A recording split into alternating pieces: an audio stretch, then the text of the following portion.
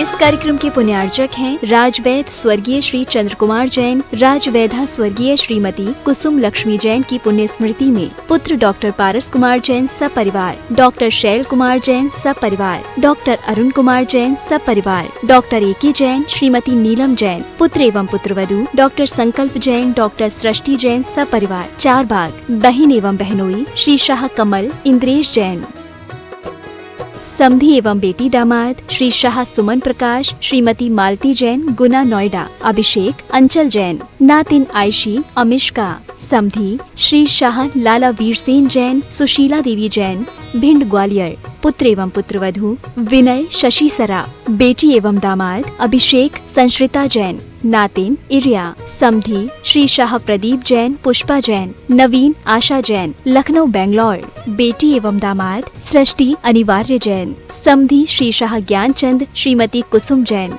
Doctor Sanjay अर्चना सिंघई जैन, सपरिवार होशंगाबाद। श्री दिनेश सर्वेश अखिलेश पाटनी कोलकाता, पूरे भारत वर्ष में नौकरी पाने के लिए AUMcares@aumcap.com पर CV भेजें।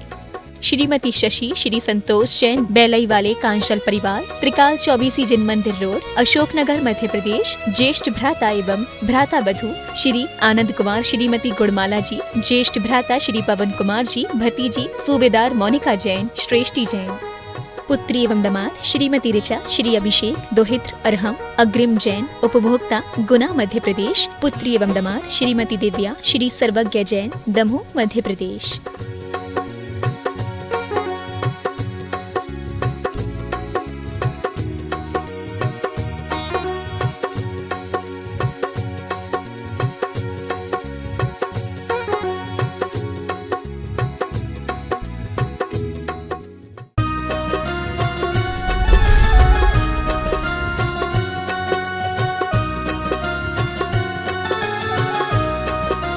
चिंतामणि श्री पार्श्वनाथ भगवान की, 24 तीर्थंकर भगवंतों की, संत श्रोमणी 108 आचार्य गुरुवर श्री विद्यासागर जी महामुनिराज की, गुणायतन प्रणेता पूज्य मुनिवर श्री प्रमाण सागर जी महाराज की, पूज्य मुनिवर श्री अरह सागर जी महाराज की।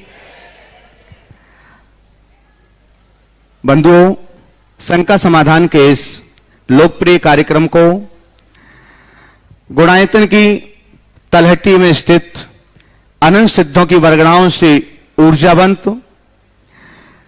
सम्मेद शिखर पर्वतराज के पवित्र कणों से पावन गुणायतन परिसर से पारस चैनल, जिनवाणी चैनल और प्रामाणिक ऐप के माध्यम से देश और दुनिया में इस कार्यक्रम को देखने वाले सभी श्रोताओं का और यहां पर उपस्थित समस्त सदस्यों का गुणायतन परिवार हार्दिक हार्दिक स्वागत एवं अभिनंदन करता है। बंधुओं, पूज्य महाराज श्री की परिकल्पना और आने वाले इतिहास में जो स्वर्णिम अक्षरों में अंकित होने वाला है, ऐसे गुणायतन के जिनालय का निर्माण लगातार चल रहा है और गुणायतन परिवार से लोग प्रतिदिन जुड़ रहे हैं। अपनी चंचला लक्ष्मी का सदुपयोग करते हुए आज भी नए सदस्य गुणायतन परिवार में सम्मिलित हो रहे हैं। हम उनके नामों की घोषणा यहां पर करेंगे। अपेक्षा होगी कि आप सभी लोग करतल ध्वनि से उन सभी दानदाताओं का सम्मान करेंगे। आज गुणायतन परिवार में श्रोमणी संरक्षक श्री अनिल जी अमिता जी दुर्गापुर से हैं, जो गुणायतन के श्रोमणी संरक्षक हैं। उनके भ्राता ह्यूस्टन टेक्सास USA से आज ट्रस्टी के रूप में जुड़ रहे हैं। जोरदार करतल ध्वनि से उनका सम्मान करें। हम अनिल जी को यहां पर आमंत्रित करेंगे उनकी ओर से सम्मान प्राप्त करने के लिए। श्री अजय जी, मधु जैन, पुत्र पुत्रवधू अतुल रीना जैन, पौत्र आदि अवि, पौत्री रिया जिया, पुत्री दामाद अंजू अमित जैन। इसके साथ साथ आप वार्षिक शांति धारा का भी पुण्य लाभ प्राप्त कर रहे हैं। तो जोरदार करतल ध्वनि से उनका सम्मान करें। हम आमंत्रित करते हैं श्री अनिल जी अमिता जी, जो गुणायतन के श्रोमणी संरक्षक हैं, कृपया पधारें। और आपका सम्मान करने के लिए हम आमंत्रित करते हैं श्री सुभाष जी जैन, गुणायतन CEO, और साथ में श्रीमती चंद्रकला जी पाटनी रांची। कृपया पधारें और आज जो गुणायतन परिवार में ट्रस्टी के रूप में जुड़े हुए हैं उनका सम्मान करें। जोरदार जोरदार करताल ध्वनि से। बंधुओं, अनिल जी तो स्वयं शिरोमणि संरक्षक हैं, लेकिन आज उनके भाई भी गुणायतन में ट्रस्टी के रूप में जुड़ रहे हैं और इनके दोनों भाई और बहन वो सभी भी गुणायतन के ट्रस्टी के रूप में गुणायतन परिवार के सदस्य हैं। आपकी तालियां तालियों जैसी, इतने बड़े दान की अनुमोदना अच्छे से होना चाहिए। आज श्री जी की ताली कर दें। एक प्रतिमा जी, विमान जी और एक मंडल जी, ये सब रजत हैं। स्वर्गीय हुकुमचंद जी पाटनी की पुण्य स्मृति में धर्मपत्नी श्रीमती त्रिशलाबाई, पुत्र पुत्रवधु महावीर तारा पाटनी, विनोद स्वर्गीय प्रतिभा जी पाटनी, पौत्र पौत्रवधु मयूर मेघा जी पाटनी, विपुल परिधि जी पाटनी, चेतन अड़वी रक्षा एवं समस्त पाटनी परिवार टोंकवाला श्री रामपुर जिला अहमदनगर महाराष्ट्र से उन्होंने यह प्रदान की है। जोरदार जोरदार करतल ध्वनि से हम उन दानदाता परिवार का सम्मान करें। बंधुओं, आज सूत्रधार के रूप में जो गुणायतन परिवार से जुड़ रहे हैं, पहले निर्माण सारथी थे, अब वे सूत्रधार के रूप में गुणायतन परिवार से जुड़ रहे हैं। श्री कैलाश चंद जैन, श्रीमती निर्मला जैन के जन्म दिवस के उपलक्ष्य पर राजेश जैन, किरण जैन, राकेश जैन, कल्पना जैन, रितेश जैन, नीता जैन, अनुश्री जैन, विधि जैन, रोनिश जैन, रिधि जैन, आदिश जैन, विलासपुर परिवार कृपया पधारें। यहां है मंच पधारेगा। विलासपुर परिवार जो आज गुणायतन में सूत्रधार के रूप में जुड़े हुए हैं, चलिए जोरदार करतल ध्वनि से हम उनका सम्मान करते हैं। साथ ही निर्माण सारथी के रूप में जो अभी तक जुड़े थे लेकिन आज सूत्रधार के रूप में जुड़ रहे हैं, श्री हुकुमचंद जी जैन, दीपक जैन, आलोक जैन, लालू जैन, दिव्यांश जैन, कंदवा वंडा सागर से जोरदार करतल ध्वनि से उनका सम्मान करें।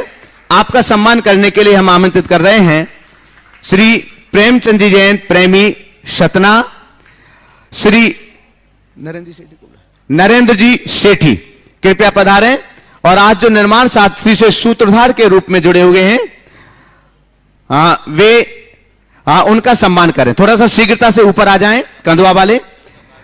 तब तक निर्माण निधि से आज जो गुणायतन परिवार में जुड़े हुए हैं, श्रीमती त्रिशला जैन, धर्मपत्नी स्वर्गीय अरविंद कुमार जी जैन गाजियाबाद, श्री अनिल कुमार, सुनीता जैन, सचिन, रिया, सृष्टि, पीचू जैन भोपाल, श्रीमती निधि एम जैन मुंबई, श्री अतिशय जैन वीना, श्री अजित जैन, श्री तुहिन जैन दमोह, श्री संदीप राजकुमार वायकोश जैन, सौभाग्यवती समता संदीप वायकोश जैन औरंगाबाद महाराष्ट्र, श्रीमती सुमन जैन, धर्मपत्नी मुनीन्द्र कुमार जैन, निमित्त जैन फिरोजाबाद, श्री जितेंद्र कुमार जैन, श्रीमती मंजू जैन जगदलपुर। सभी दानदाताओं का जोरदार करतल ध्वनि से हम सम्मान करें। सूत्रधार के रूप में श्री हुकुमचंद जी जैन, दीपक जैन, आलोक जैन, लालू जैन, दिव्यांश जैन कंदवा वंडा सागर से हैं। आपके सम्मान के लिए हम आमंत्रित कर रहे हैं श्री प्रेमचंद जी जैन और श्री नरेंद्र जी सेठी। प्रेमचंद जी प्रेमी भैया कटनी और नरेंद्र जी सेठी कृपया पधारें और हमारे उदार मना दानदाताओं का सम्मान करें। हम सम्मान की श्रृंखला में आमंत्रित कर रहे हैं आज हमारे बीच गुणायतन के ट्रस्टी के रूप में डॉक्टर एस के पाटोदी अजमेर से हमारे बीच हैं। आपकी जोरदार करतल ध्वनि के बीच प्रतिवर्ष वह श्रावक संस्कार शिविर में आते हैं और यहां पधारे हुए हैं गुणायतन के ट्रस्टी हैं डॉक्टर एस के पाटोदी अजमेर। आपके सम्मान के लिए हम आमंत्रित कर रहे हैं डब्बू जी कासलीवाल और लता जी गंगवाल गया कृपया पधारें और डॉक्टर एस के पाटोदी जी का सम्मान करें। साथ ही हम आमंत्रित कर रहे हैं गुणायतन के ट्रस्टी के रूप में हरीश जैन कागजी, हरीश जैन कागजी, हरीश जैन कागजी दिल्ली कृपया पधारें गुणायतन के ट्रस्टी के रूप में। आपका सम्मान करने के लिए हम आमंत्रित कर रहे हैं राजेश जी विनायका और सुभाष जी जैन गुणायतन सीईओ कृपया पधारें और हरीश जैन कागजी का सम्मान करें। गुणायतन ट्रस्टी के रूप में ही डॉक्टर शोभा राजेंद्र जी जैन विदिशा से हमारे बीच हैं, कृपया पधारें और आपका सम्मान करने के लिए हम आमंत्रित कर रहे हैं अन्नू जी अजमेरा और शकुन दीदी सागर। कृपया पधारें और डॉक्टर शोभा राजेंद्र जी जैन विदिशा वालों का सम्मान करें। डॉक्टर शोभा राजेंद्र जी का सम्मान करेंगे शकुन दीदी और अन्नू जी अजमेरा। कृपया पधारें। इसके बाद स्वर्गीय हुकुमचंद जी पाटनी की पुण्य स्मृति में श्रीमती त्रिशलाबाई और समस्त पाटनी परिवार ने जो प्रतिमा जी विमान और मंडल गुणायतन के लिए प्रदान किया है, उनके परिवार से उनकी बहन यहां पर हैं त्रिशला देवी हुकुमचंद जी पाटनी श्री रामपुर से। प्रभा गोधा जी कृपया पधारें, यहां मंच पर पहुंचिएगा और आपके सम्मान के लिए हम आमंत्रित कर रहे हैं अनिल जी दुर्गापुर। कृपया पधारें और आपका सम्मान करें।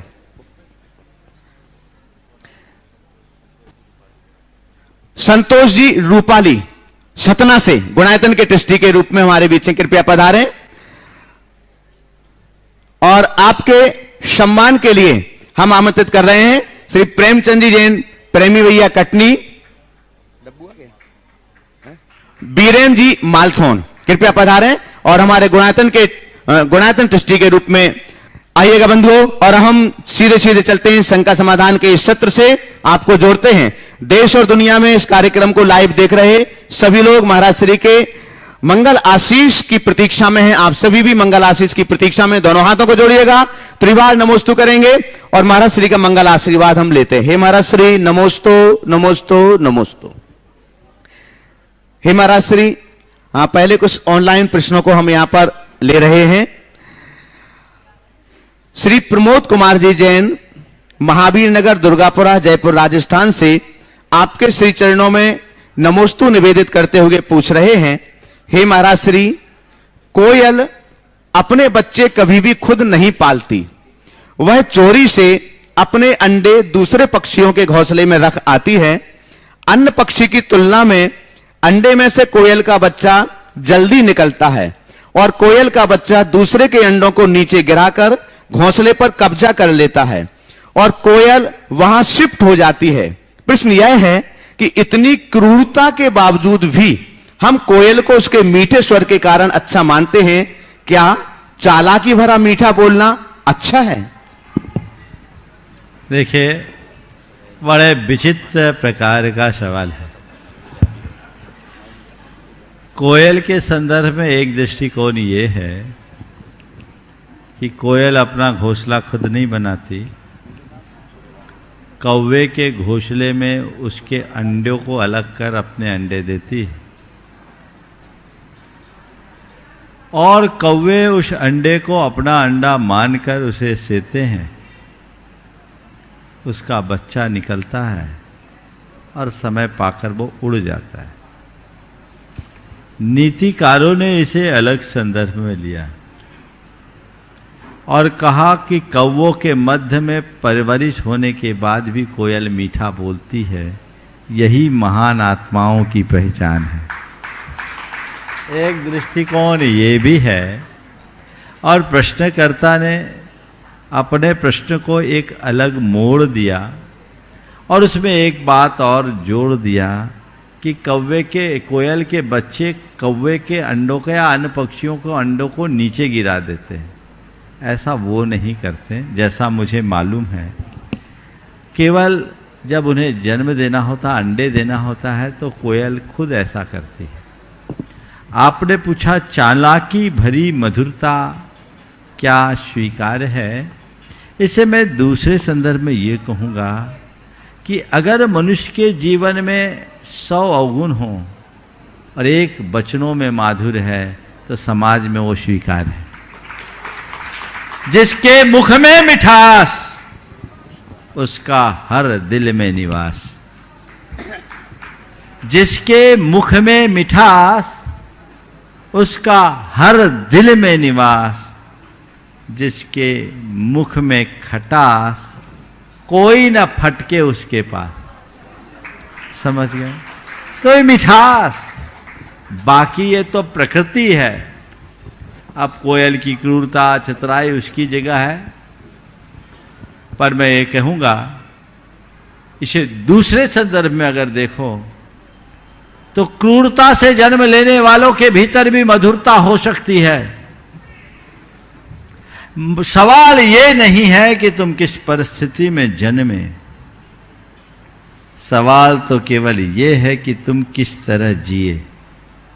बस हमें ये समझना है, हमारा जन्म जैसा हुआ हो वो महत्वपूर्ण नहीं, महत्वपूर्ण हमारा जीवन है जिसकी तरफ हमारा ध्यान होना चाहिए। महाराज श्री नवीन जैन आसाम सिलचर से पूछ रहे हैं, गुरुदेव आपके श्री चरणों में नमोस्तु।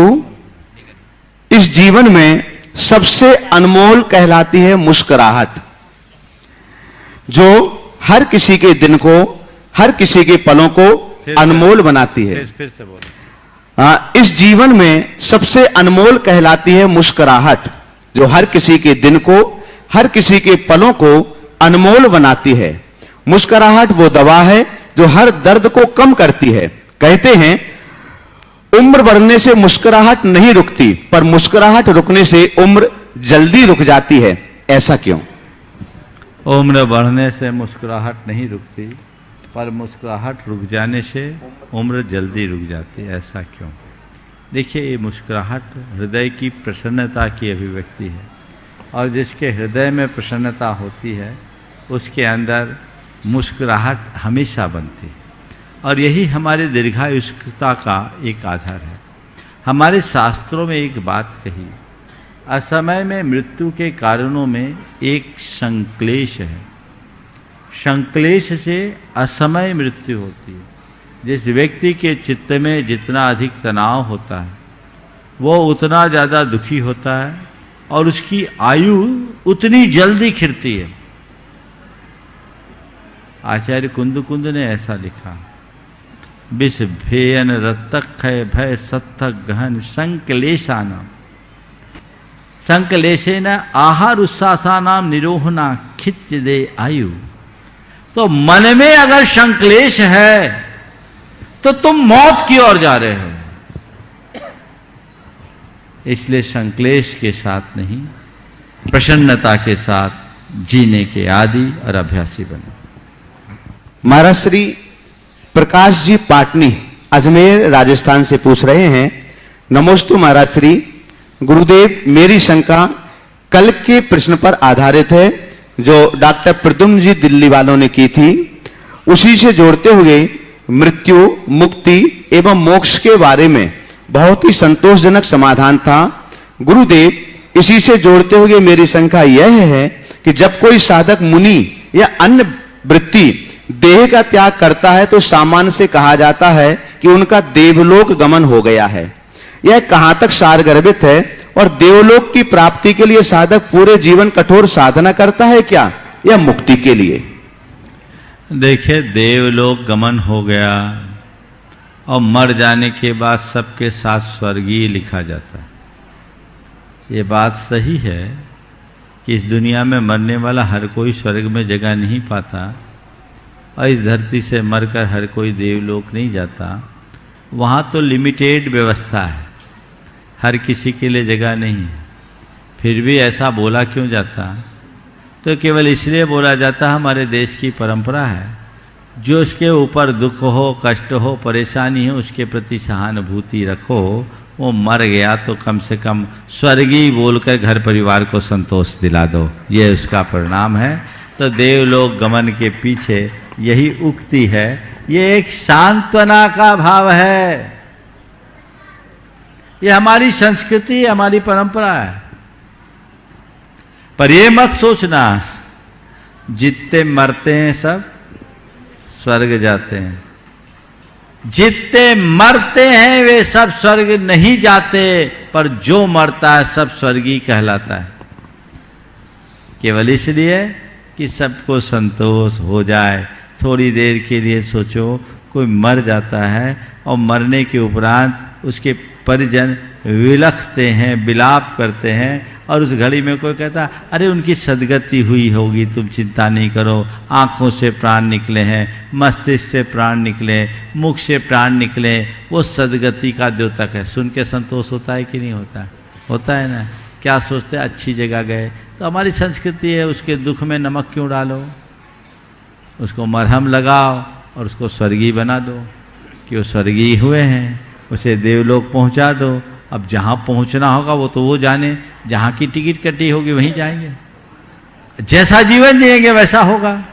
इसलिए अपने आचरण को हमेशा पवित्र बना के रखें। सुश्री साक्षी सोनी जयपुर राजस्थान से पूछ रही है, महाराज श्री गुरुदेव मेरा प्रश्न यह है कि बीतता वक्त है लेकिन खर्च हम हो जाते हैं, कैसे नादान हैं हम, दुख आता है तो अटक जाते हैं और सुख आता है तो भटक जाते हैं, ऐसा क्यों, तथा दुख और सुख में हम सामंजस्य कैसे बिठाएं, कृपया समाधान कर। बीतता वक्त है, हम खर्च हम हो जाते हैं, दुख आता है तो हम अटक जाते हैं और सुख आता है तो भटक जाते हैं। दुख और सुख के इस दौर में अटकने और भटकने से हम कैसे बचें? अच्छा सवाल है। मैं तो इतना कहूँगा, चाहे दुख हो या सुख, दोनों की वास्तविकता को समझो और दोनों में समभाव जगा लो तो दुख सुख हमारे लिए बाधक नहीं होगा।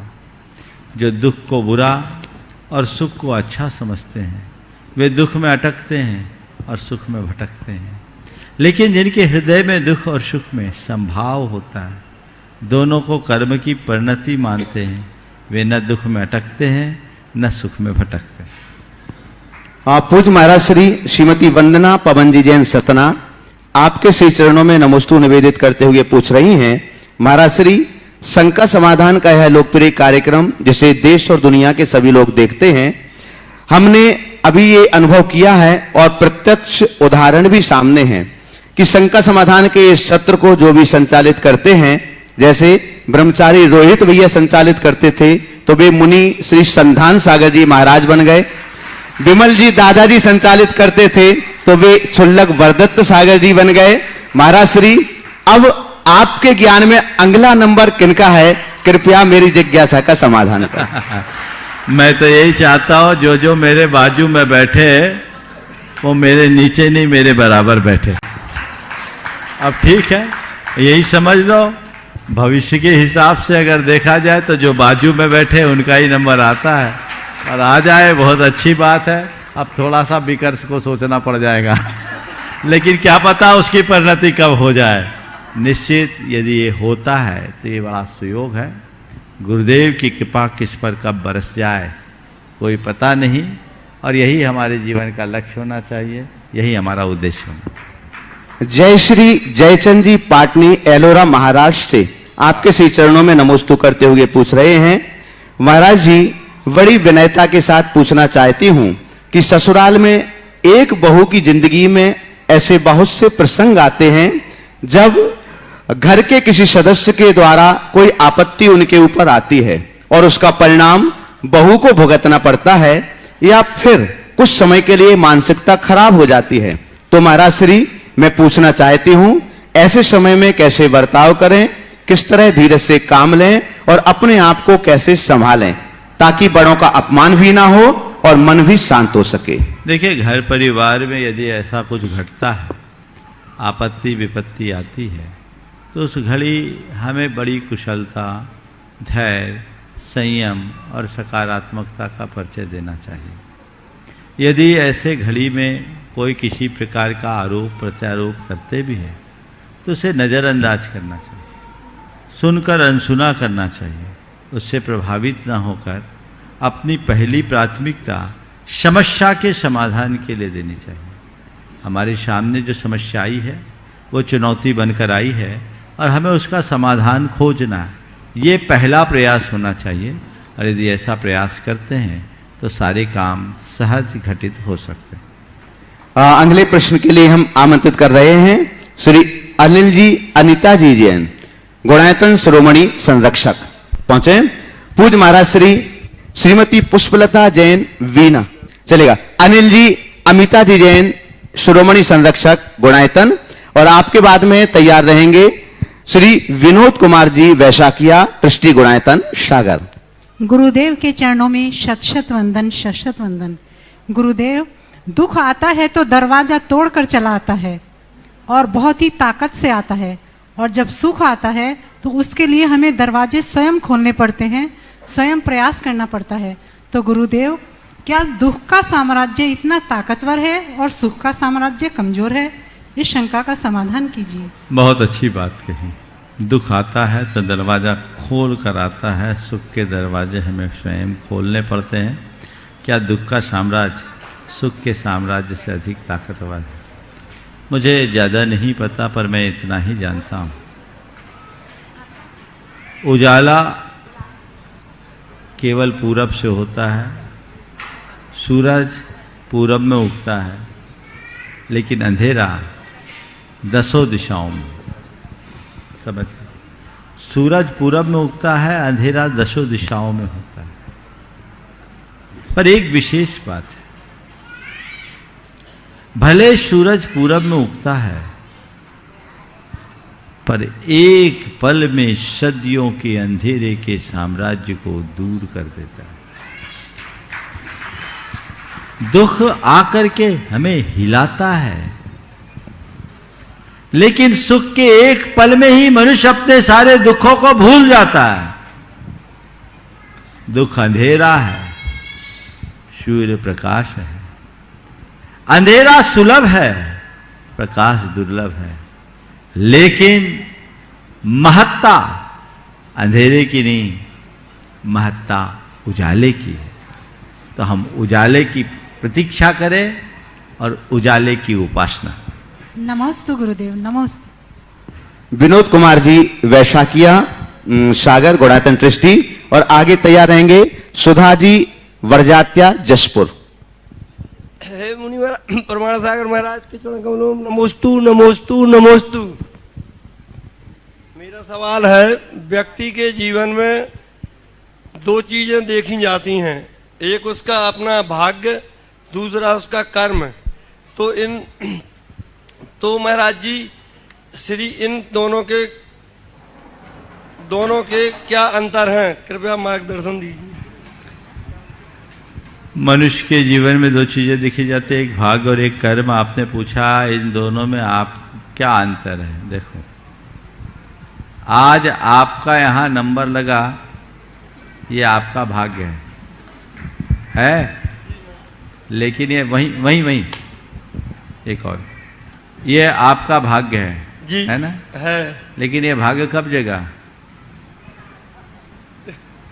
जब आपने यहां आने का कर्म किया जी। और यहां आज आपको प्रश्न पूछने का अवसर कब मिला? जब आपने प्रयत्न करके यहां अपना प्रश्न प्रेषित किया, यहां नंबर लगाया। हाँ, पहले आपने कर्म किया, तब आपका भाग्य जगा। बात को समझना, बहुत साधारण तरीके से मैं बात बता रहा हूं, लेकिन बात गहरी है। पहले आपने कर्म किया, तब कहीं जाकर भाग्य जगा। लेकिन हां, कर्म करने से भाग्य जगता है, पर कर्म करने से सबका भाग्य जगे ये कोई जरूरी नहीं। मैं देख रहा हूं नंबर तो 20 लोगों का है, देखते हैं किसका किसका भाग्य जगता है। समझ गए? हाँ, नमोस्तु महाराज जी, मेरा और मेरे परिवार की ओर से नमोस्तु। नाम बोलो। टीना, श्रीमती टीना संदीप। हाँ बोलो। महाराज जी, जिस प्रकार जब मानव को या किसी व्यक्ति को दर्द होता है शरीर में, तो जब वो गोली लेता है तो वो गोली जाके सीधे वहीं पे असर करती है, जबकि इतने बड़े शरीर में जहाँ दर्द होता है गोली वहीं असर करती है। इसी प्रकार जब हम लोगों के मन में दर्द होता है या कोई शंका होती है, और आपकी बोली की गोली किस प्रकार ठीक उसी जगह पे हमें बिल्कुल, चाहे पारिवारिक संबंधी हो, चाहे सामाजिक संबंधी हो, किसी भी प्रकार की समस्या। नमोस्तु। देखिए, बात आपने बड़ी पते की है कि दर्द में गोली खाने से गोली सीधा असर वहाँ करती है जहाँ दर्द है, और आप ये कह रही हैं कि हम लोगों के दुख दर्द में आपकी बोली की गोली पूरा काम करती है। मैं कहता हूँ, गोली अपना असर कब करती है पता है? हाँ, गोली अपना असर कब करती है? जब वो शरीर में जाकर घुल जाती है। आप उसका सेवन करते हैं और गोली शरीर में घुलती है, और शरीर में उस रसायन का निर्माण करती है जिसकी कि उसको आवश्यकता है, तब गोली असर करती है। तो हमारी बोली भी कब असर करती है? जब वो आपके जेहन में घुल जाती है और उस भावना का जन्म देती है जिसकी आवश्यकता है, तो दर्द हर लेती है। तो जो बोली है वो वाकई में बड़ी बड़ी गोली से भी अच्छा काम कर सकती है, बशर्ते उसे जेहन में घोलो। अंदर घुलते ही ऐसी भावनाओं का रसायन प्रकट होगा जो तुम्हारे जीवन में आमूलचूल परिवर्तन कर देगा। निश्चित सुनते तो बहुत लोग हैं, पर जिनका जिनका दर्द ठीक हो रहा है, समझना हमने गोली को ठीक तरीके से गुटका है, और जिनका दर्द जीवित है, तब गोली की कमी नहीं है, गोली की प्रयोगता के ऊपर निर्भर है। गोली हाथ में ले लो और खाओ नहीं तो कुछ नहीं होने वाला, गोली को गुटकना पड़ेगा और उसे जेहन में उतारना होगा। सुधा राजकुमार जी, बरजात्या, जसपुर, ट्रिस्टी, गुणायतन। आपके बाद तैयार रहेंगे डॉक्टर शोभा राजेन जी, विदिशा। नमोस्तु गुरुवर, नमोस्तु गुरुवर, नमोस्तु। पूरे जसपुर परिवार की तरफ से आपको बारंबार, दोनों महाशय को बारंबार नमोस्तु। महाशय, मेरी शंका ये है कि महाशय, जब से ये कैमरा और स्क्रीन पे ये अभिषेक और शांति धारा दिखाया जाता है, तब से ऐसा लगता है कि जो शांति धारा करने वाले और अभिषेक करने वाले हैं, उनका पूरा ध्यान कैमरे में ही होता है। तो महाराज, उससे उन लोग के भाव में विशुद्धि होती है क्या? चाहे उसका कितना लाभ मिलता होगा उन लोगों को? देखिए, बात बहुत अच्छी आपने पूछी है। शांति धारा अगर मीडिया के माध्यम से लोगों को दिखाया जाता है तो निश्चित लोग पुण्य लाभ लेते हैं, इसमें कोई संशय नहीं। हजारों लोग आज भी शांति धारा देखते हैं, उनका नियम सा बन गया जिसमें हर तबके के लोग हैं। कल ही एक चीफ जस्टिस का मैसेज मेरे पास आया था कि मैं नित्य आपके मुख से कराई जाने वाली शांति धारा का आनंद लेता हूँ।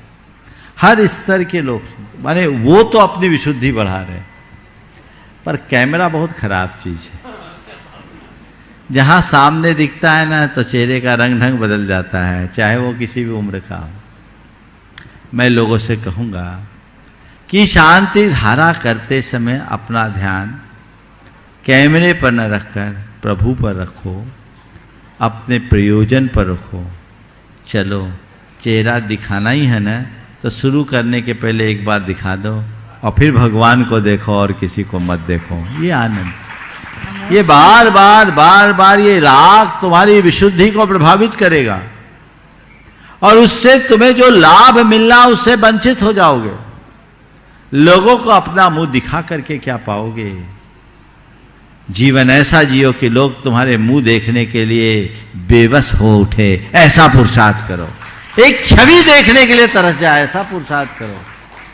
अपने आचरण की पवित्रता से व्यक्तित्व को नई ऊंचाई दो, फिर तुम्हारे लिए कैमरे की तरफ देखना नहीं पड़ेगा। तुम जिधर देखोगे उधर कई कई कैमरे दिखेंगे। पुरुषार्थ ये होना चाहिए, मन की इस दुर्बलता को दूर करना चाहिए। नमोस्तु। डॉक्टर शोभा राजेन जी, विदिशा, ट्रिस्टी, गुणायतन। और आपके बाद तैयार रहेंगे नरेंद्र शेट्टी, गया। हे गुरुवर, नमोस्तु। आजकल के ग्लोबलाइजेशन के युग में बच्चे वैज्ञानिक दृष्टि से सोचते हैं गुरुवर, और जब महाराज लोग उनको फास्ट फूड छोड़ने को कहते हैं तो वो ये कहते हैं कि ये सारा उसमें लिखा हुआ है।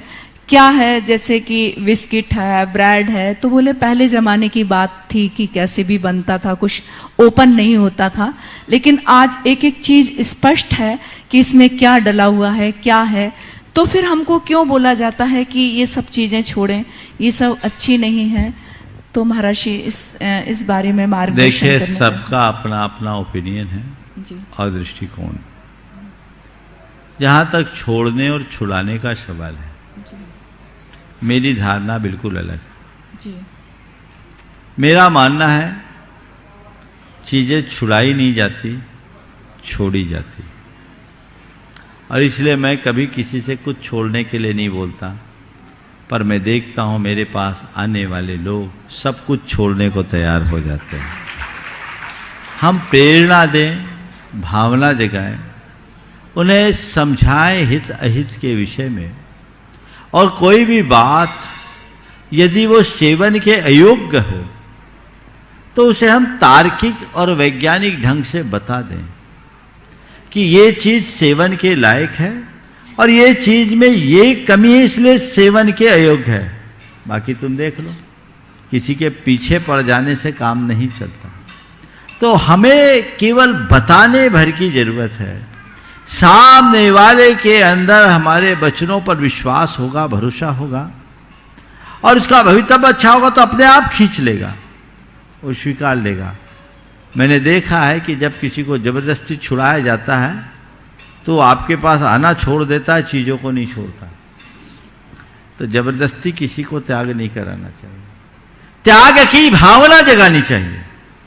और एक बार भावना जग जाए तो संपूर्ण जीवन समृद्ध होता है। हमें उस तरह का पुरुषार्थ करना चाहिए। नरेंद्र शेट्टी गया, आगे तैयार रहेंगे वीरेन जी मालथोन। हाँ, बीरेन जी मालथोन आगे तैयार रहेंगे। राजेश विनायका गया। पूज्य महाराज द्वय के श्री चरणों में देवोदय महासंघ परिवार की ओर से सादर नमोस्तु नमोस्तु नमोस्तु। महाराज श्री, अभी हम कुछ वर्षों से देख रहे हैं आपकी प्रेरणा पाकर के बहुत से जिन मंदिरों ने उत्तम त्याग के दिन होने वाले शांति धारा की आय को, यदि वहाँ उस क्षेत्र में गौशाला नहीं है तो देवोदय महासंघ को वो राशि प्रदान करते हैं। ये बहुत अच्छी बात है। सागर में तो कई मंदिर ऐसा करते ही हैं, ऑलरेडी कर रहे हैं, लेकिन आपकी प्रेरणा से अन्य शहरों में हो रहा है। ये हम सबके लिए सौभाग्य की बात है। इससे गौ सेवा का कार्य मजबूत होता है और जैन समाज की जो देवोदय गौशाला चल रही हैं इनकी हमारी इसमें सुधार आता है, गुणात्मक सुधार चल रहा है। तो ये आपसे मार्गदर्शन चाहते हैं, आपसे प्रेरणा चाहते हैं कि पूरे भारतवर्ष में जो शांति धारा उत्तम त्याग के दिन होती है, विशेष दिन होती है, वो देवोदय महासंघ को मजबूत करने के काम आए, ऐसा मार्गदर्शन चाहते हैं। देखिए, व्यक्ति के हृदय में शांति की भावना है। शांति जीव दया से जरूर आती है और हमें जीव दया का भाव रखना चाहिए, करना चाहिए। जीव दया के लिए स्वयं प्रेरित होना चाहिए, औरों को प्रेरित करना चाहिए। आपने कहा उत्तम त्याग धर्म के दिन की शांति धारा की राशि जीव दया के लिए दें, ये अति उत्तम। देश भर के लोगों को ऐसा करना चाहिए, पर मैं कहता हूँ यही नहीं अटकना चाहिए। सबसे पहले तो प्रत्येक मंदिर में एक गुल्लक होनी चाहिए। आपने देखा गुणायतन में देवोदय महासंघ के लिए जीव दया के लिए गुल्लक रखी है। क्यों ना ऐसे गुल्लक रखा दे जिससे लोग नित्य जीव दया का पुण्य अर्जन कर सके, और इस पुण्य का एक हिस्सा उस मंदिर के प्रबंध व्यवस्था के देखने वाले लोगों को मिलेगा, क्योंकि राशि उन्हीं के मार्फत जाएगी। साल भर जाना चाहिए। लोग व्यक्तिगत रूप से जितना जिसको देना होता है देते ही हैं। मैं हमेशा कहता हूँ अपने जन्म दिवस, वैवाहिक वर्षगांठ और अन्य मांगलिक प्रसंगों में जीव दया का कार्य जरूर करना चाहिए, क्योंकि अभय दान से मृत्यु टलती है अपनी शक्ति और परिस्थिति के अनुसार। मंदिरों में यदि ये गुल्लक लग जाए, मंदिर की कमेटियां आगे बढ़ करके करें तो अति उत्तम है।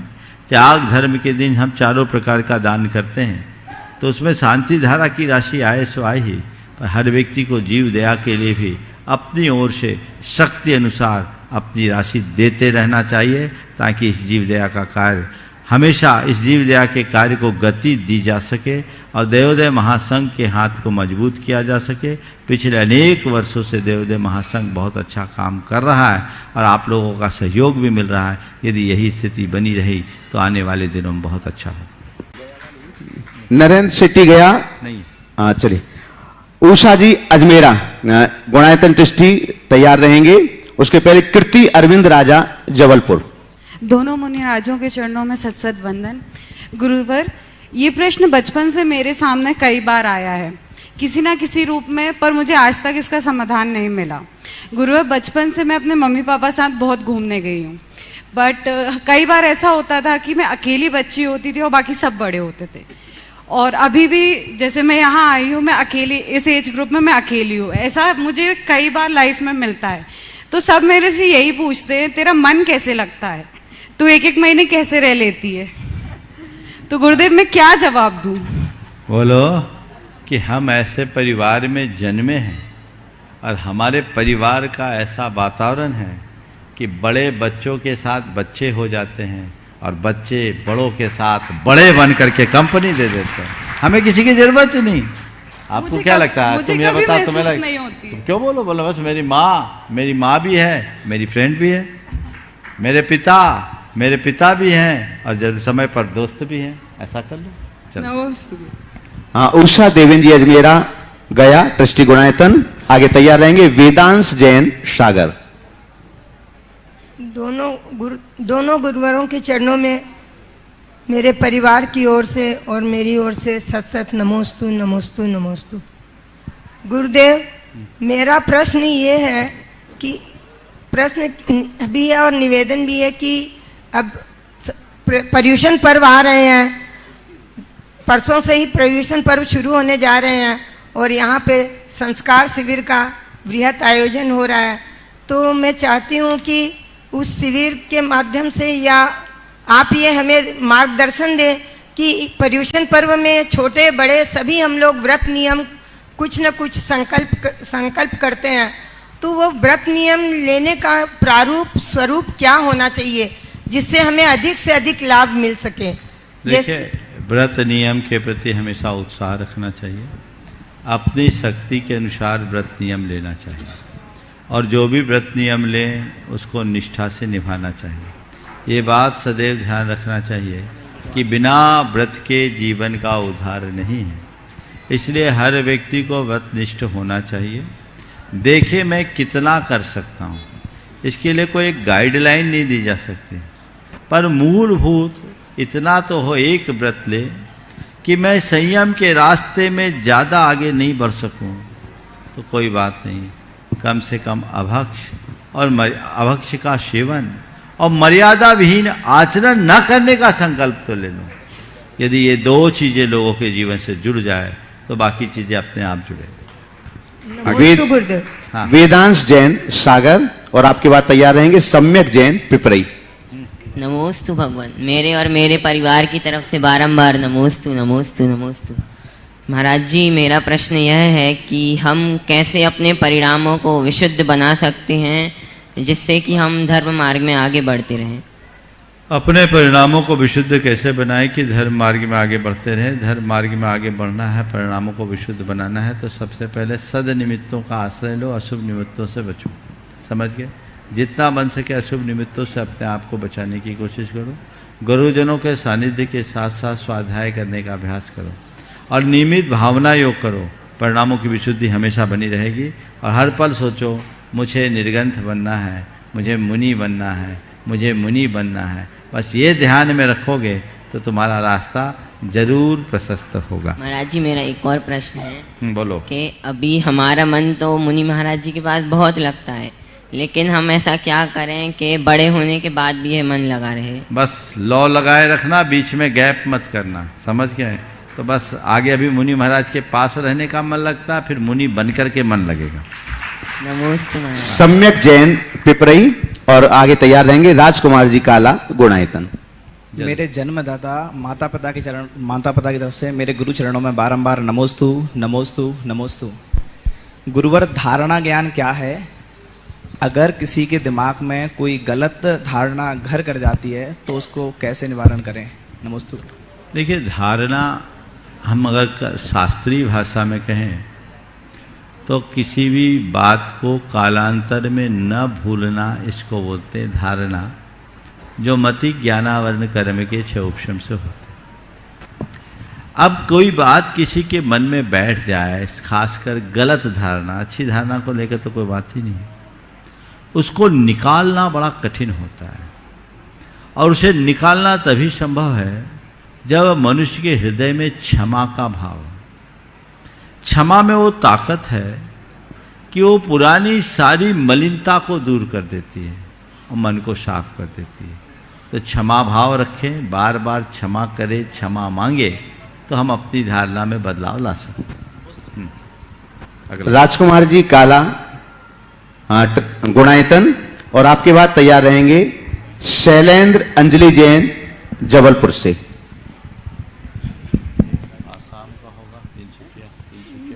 गुरुदेव के चरणों में सशत बंदन नमन। काफ़ी दिनों के बाद ये सौभाग्य मिला है गुरुदेव के मंच से शंका समाधान में। गुरुदेव, प्रश्न मेरा नहीं है, प्रश्न श्रीमती त्रिशलाबाई श्री रामपुर अहमदनगर महाराष्ट्र का है। गुरुदेव, उन्होंने निवेदन किया है आपके चरणों में वंदन करते हुए, नमोस्तु करते हुए, निवेदित करते हुए अपनी जिज्ञासा जाहिर की है, उसका समाधान चाहती है। उनका कहना है मेरी उम्र जीवन के अंतिम पहर में है, 82 साल की उम्र हो चुकी है, मैंने अब तक 1234 उपवास कर लिए, मैं 2 प्रतिमाधारी हूँ, मेरी हार्दिक इच्छा है कि मेरा समाधि मरण हो और इसके लिए मैं कैसे तैयारी करूँ।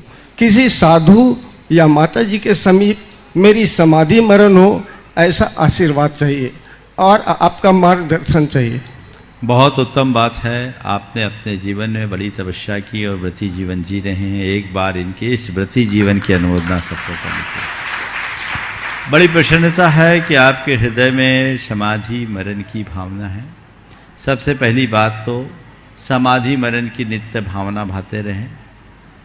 अगर अपना शरीर स्वस्थ है और परिवार के लोग अनुकूल होंगे ही, तो थोड़ा समय गुरुओं के पास बिताने का अभ्यास करें, आर्यिका संघों से संपर्क करें और उनके पास ज़्यादा समय बिताना शुरू करें, ताकि हम अपने अंदर के उत्साह को इसी तरह बरकरार रख सकें। वो उसमें निरंतरता बनी रहनी चाहिए। कितना भी हो, घर घर होता है, घर के वातावरण में और गुरु संघों के वातावरण में बड़ा अंतर होता है। आप अपनी साधना को प्रखर से प्रखरतर बनाएं, नित्य भावना भाएं, और जब ऐसा लगने लगे कि अब शरीर धीरे धीरे शिथिलता की ओर बढ़ रहा है, तो अपनी साधना को तेज करते हुए गुरु शरण में आ जाएं, अपने आप रास्ता प्रशस्त होगा। नमो सुगुरुदेव, नमो। शैलेंद्र अंजलि जैन जबलपुर, आगे तैयार रहेंगे सिद्धांत जैन खारू पेटिया। महाराज जी, शैलेंद्र अंजलि जैन जबलपुर कटनी वालों की ओर से बारंबार नमोस्तु नमोस्तु। उनका प्रश्न है, महाराज जी, प्रायः देखा जाता है जो व्यक्ति प्रतिदिन नित्य पूजन पाठ, अभिषेक और रात्रि भोजन त्यागी हो, यदि उसे कोई असाध्य बीमारी घेर लेती है, उसके मन में बहुत विकल्प आता है। ऐसे प्रभु भक्त गुरु भक्त को ऐसी विपत्ति किस असाध्य कर्म के उदय से आती है? ऐसे स्थिति में वह स्वयं को उस बीमारी से, उसके मन में जो विपत्ति आ रही है, वो अपने मन को स्थिर कैसे रखे, सूत्र बताएं। देखो, ये बात स्वाभाविक है, विपत्ति तो किसी को भी आ जाती है। व्रत नियम पालन करने वाले की बात छोड़ो, महाव्रतों को धारण करने वाले मुनियों को भी आती है। और मुनियों की बात भी जाने दो, तीर्थंकरों के जीवन में भी महाविपत्ति आती है। तो विपत्तियों का क्रम तो ये बना रहता है, विपत्तियाँ आती हैं, चले जाती हैं, इसलिए इनसे विचलित नहीं होना चाहिए, बल्कि अपने जीवन में आने वाली आपदा को, विपत्ति को विपत्ति के रूप में देखने की जगह कर्म काटने के अवसर के रूप में देखना चाहिए कि ये मेरे जीवन में कर्म काटने का निमित्त बनकर आई है, इस निमित्त से मेरे कर्मों की निर्जरा होगी। मन में यदि क्षमता भाव रखेंगे तो आप अपनी विपत्ति को भी संपत्ति में बदल सकते हैं। हमारे यहाँ नीति कही गई है, विपत्ति धैर्यम, विपत्ति की घड़ी में धैर्य रखने का अभ्यास करें। यदि मनुष्य विपत्ति में धैर्य धारने का अभ्यास कर लेता है तो उसका जीवन सुव्यवस्थित हो सकता है। नमोस्तु। सिद्धांत जैन खारूपेटिया, और आगे तैयार रहेंगे इंजीनियर अनूप हेमचंद जी ढोनगांवकर, इंजीनियर राजेंद्र जी काला जालना महाराष्ट्र। दोनों गुरुवर के चरणों में मेरा बारंबार नमोस्तु नमोस्तु नमोस्तु। गुरुवर, मैं सिद्धांत जैन, आसाम गुवाहाटी खारूपेटिया प्रांत से, मैं समस्त दिगंबर जैन समाज से आपके चरणों में बारंबार नमोस्तु करता हूँ। मेरी शंका ये है कि मैं बचपन से यही सुनते आया हूँ कि पूरे विश्व में जैन धर्म एक ही है। जब जैन धर्म एक है तो अन्य धर्मों के तरीके से, जैसे अन्य धर्मों में देखा जाता है एक ही आचार्य होते हैं, दिगंबर जैन धर्म में इतने आचार्य क्यों? और सभी आचार्य के अलग अलग नियम क्यों, और हम जैसे यंग जनरेशन किन नियमों को सही समझे और उसको मार्गदर्शन समझ के उसको फॉलो करें? पहले तो थोड़ा व्यापकता से देखोगे तो तुम पाओगे कि केवल दिगंबर जैनियों में नहीं, सारे धर्मों और सारी परंपराओं में अनेक अनेक आचार्य हैं और उनके अलग अलग अनुयायी, अलग अलग पंथ, अलग अलग आमनाएं। समझ गए? शायद तुमने अभी व्यापकता से नहीं समझा, बहुत है। जैनों में भी अभी दिगंबरों की बात कही, दूसरा वर्ग है श्वेतांबर, उसमें भी बहुत सारे आचार्य। एक 13 पंथ आमनाएं ऐसी, 13 पंथ परंपरा ऐसी है श्वेतांबर में जिसमें एक आचार्य है, बाकी अन्य में बहुत है। तो ये सब चीज़ें होगी, इन सब चीज़ों को रोका नहीं जा सकता। जैसे एक पेड़ होता है तो जैसे जैसे पेड़ बढ़ता है उसकी शाखाएं बढ़ते जाती हैं, उसकी ब्रांचेज निकलते जाती हैं। तो धर्म का पेड़ एक है, बाकी सब उसकी ब्रांच है। समझ गए?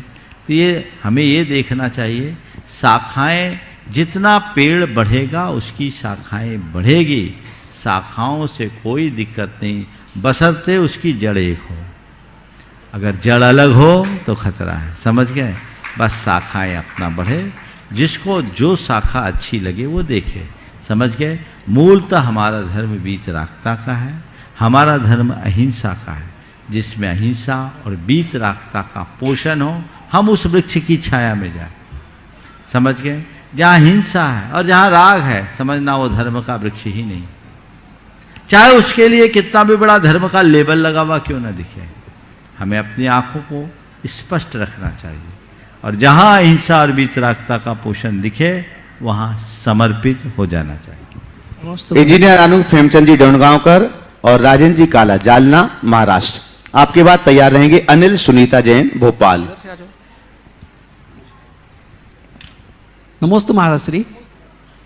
महाराज श्री, आज आचार्य गुरुवर चारित्र चक्रवर्ती श्री शांति सागर महाराज जी की पुण्यतिथि है, और उन्होंने बहुत ही विपरीत परिस्थितियों में अपना जो मुनि धर्म निभाया। तो वैसे अभी ये पंचम काल में अभी भी कुछ विपरीत परिस्थितियाँ चल रही है, तो ऐसे काल में हम गृहस्थों का, श्रावकों का क्या कर्तव्य बनेगा, जैसा कि हम मुनि धर्म को अच्छे पालन करने में मदद कर सके? कृपया मार्गदर्शन। देखिए, सबसे बड़ी जरूरत आज शांति सागर जी महाराज की पुण्यतिथि है। सुबह मैंने अपनी ओर से मिन्याजली भी अर्पित की थी और उनके व्यक्तित्व के संदर्भ में चर्चाएं भी की थी। आपने जो बात कही है, आने वाले समय में आने वाली विपत्तियों का सामना करने के लिए हम अपने आप को कैसे तैयार करें, मैं एक ही बात जानता हूँ, अगर हमारी निष्ठा जीवित है तो हमारा सारा जीवन सुरक्षित है। क्या? हमारी परंपरा सुरक्षित है, हमारी संस्कृति सुरक्षित है। तो हम कहीं भी हों, चाहे स्थिति कैसी भी हो, हमारी निष्ठा सुरक्षित होनी चाहिए, उसे कमजोर न होने दें, चाहे उसके लिए कैसे भी निमित्त क्यों ना आए। तो हमें आने वाले समय के लिए अपने आप को तैयार रखना चाहिए। हमारी संस्कृति ने समय समय पर बड़ी बड़ी विपत्तियों का सामना किया है। एक समय ऐसा भी आया जब 8-8 हजार मुनियों को एक साथ सूली पर चढ़ाया गया,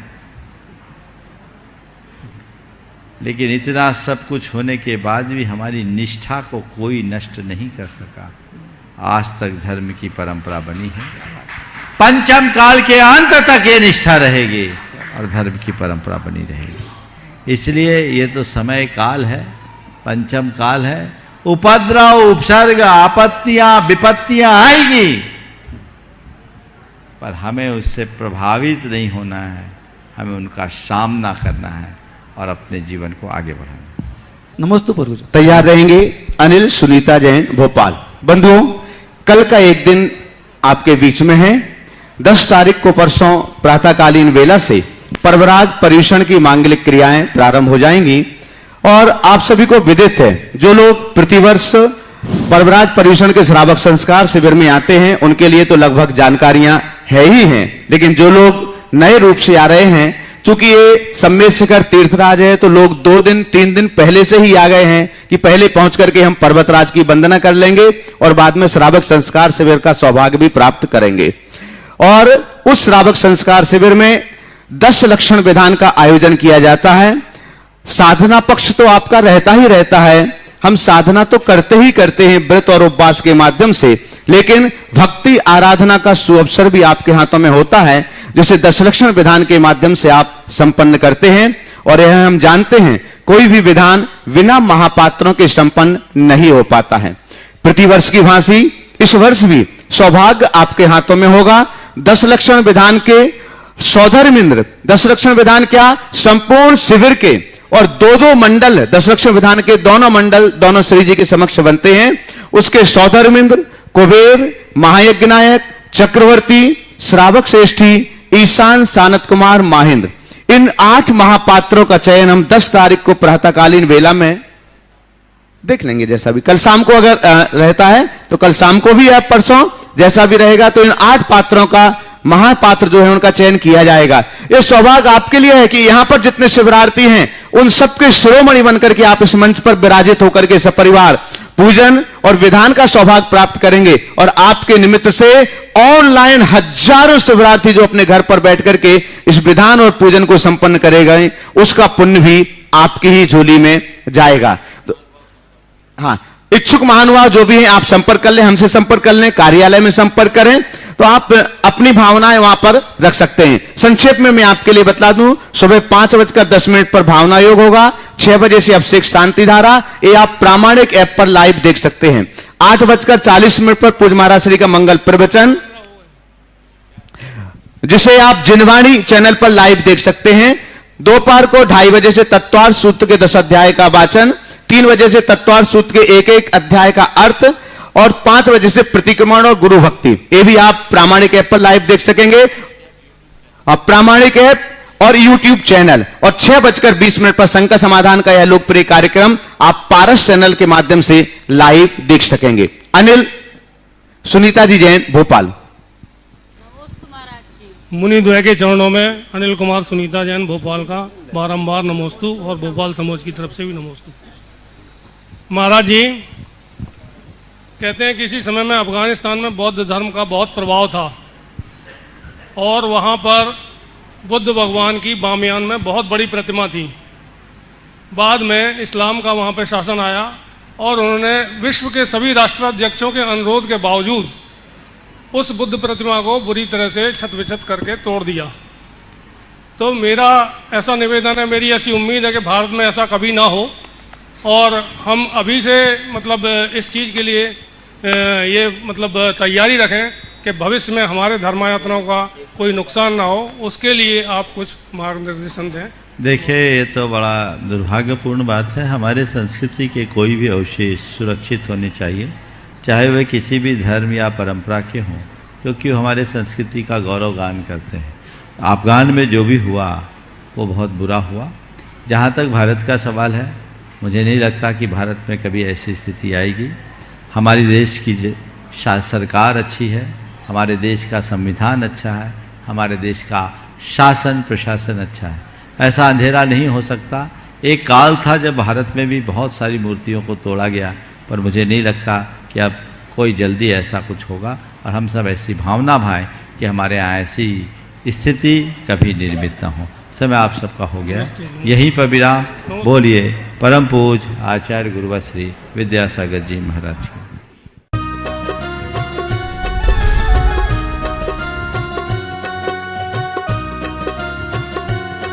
इस कार्यक्रम के पुण्यार्चक थे राजवैद स्वर्गीय श्री चंद्रकुमार जैन, राजवैधा स्वर्गीय श्रीमती कुसुम लक्ष्मी जैन की पुण्य स्मृति में पुत्र डॉक्टर पारस कुमार जैन सपरिवार, डॉक्टर शैल कुमार जैन सपरिवार, डॉक्टर अरुण कुमार जैन सपरिवार, डॉक्टर एके जैन, श्रीमती नीलम जैन, पुत्र एवं पुत्रवधू डॉक्टर संकल्प जैन, डॉक्टर सृष्टि जैन सपरिवार, चारबाग, बहन एवं बहनोई श्री शाह कमल इंद्रेश जैन। समधी एवं बेटी दामाद श्री शाह सुमन प्रकाश, श्रीमती मालती जैन, गुना नोएडा। अभिषेक अंचल जैन, नातिन आयशी अमिष्का। समधी श्री शाह लाला वीरसेन जैन, सुशीला देवी जैन, भिंड ग्वालियर। पुत्र एवं पुत्रवधू विनय शशि सरा। बेटी एवं दामाद अभिषेक संश्रिता जैन, नातिन इरिया। समधी श्री शाह प्रदीप जैन, पुष्पा जैन, नवीन आशा जैन, लखनऊ बेंगलोर। बेटी एवं दामाद सृष्टि अनिवार्य जैन। समधी श्री शाह ज्ञानचंद, श्रीमती कुसुम जैन, डॉक्टर संजय अर्चना सिंघई जैन। सपरिवार होशंगाबाद। श्री दिनेश सर्वेश अखिलेश पाटनी, कोलकाता। पूरे भारतवर्ष में नौकरी पाने के लिए AUMcares@aumcap.com पर CV भेजें। श्रीमती शशि श्री संतोष जैन, बेलई वाले कांशल परिवार, त्रिकाल 24 जिन मंदिर रोड, अशोकनगर, मध्य प्रदेश। ज्येष्ठ भ्राता एवं भ्राता बधू श्री आनंद कुमार, श्रीमती गुड़माला जी। ज्येष्ठ भ्राता श्री पवन कुमार जी, भतीजी सूबेदार मोनिका जैन, श्रेष्ठी जैन। पुत्री एवं दामाद श्रीमती ऋचा, श्री अभिषेक, दोहित्र अरहम, अग्रिम जैन, उपभोक्ता गुना, मध्य प्रदेश। पुत्री एवं दामाद श्रीमती दिव्या, श्री सर्वज्ञ जैन, दमोह, मध्य प्रदेश।